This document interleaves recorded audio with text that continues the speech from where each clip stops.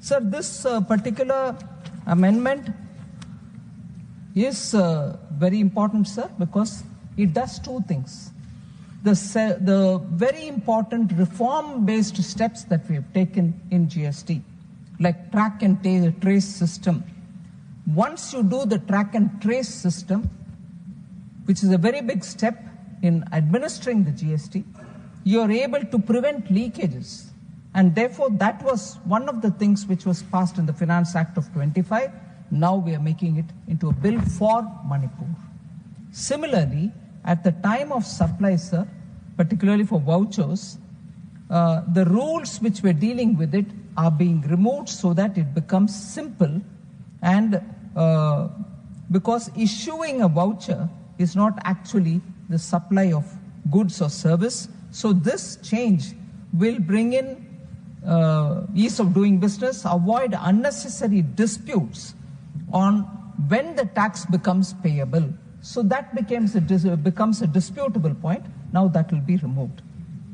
There was from the beginning a little ambiguity when we described plant and machinery. We said plant or machinery. The word or led to a lot of confusion.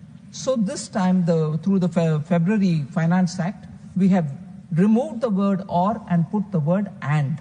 Plant and machinery, and as a result, the ambiguity will be removed. But again, I'd like to confirm here, which is for the good of the people of Manipur, we made plant and machinery, removing plant or machinery, removing or. It's not going to be affected only from today. It will be affected from 1st July 2017, when the GST was originally for the first time brought to play. So as a result, people in Manipur, businesses in Manipur, enterprises in Manipur also will benefit from this removal of ambiguity, which the entire nation has benefited from, but Manipur has been denied because there was no government. Now we are giving that benefit to them. Also, sir, when there is a dispute, people are expected to pay 10% pre-deposit. We are only asking for 10% pre-deposit for appeals before the appellate authority or the appellate tribunal, even in cases where only the penalty is being challenged. So this keeps the appeal process consistent so that it doesn't look as if we are taking the 10% for appellate authority and not for the tribunal. Those confusions will not prevail. We are bringing consistency in the process and discourage frivolous litigation, because people will just go rush in for some kind of a time buying or whatever. That frivolous litigations will be now discouraged.